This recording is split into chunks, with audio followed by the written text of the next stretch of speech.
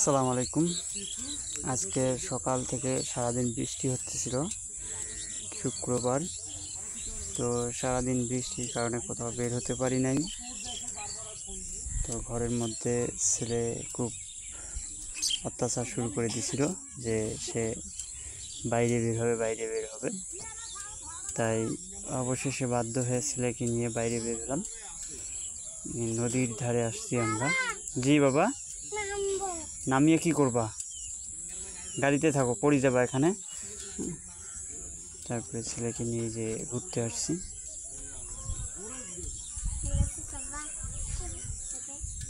সকাল থেকে বৃষ্টি হচ্ছিল, দেখেন এখন এগুলাতে পানি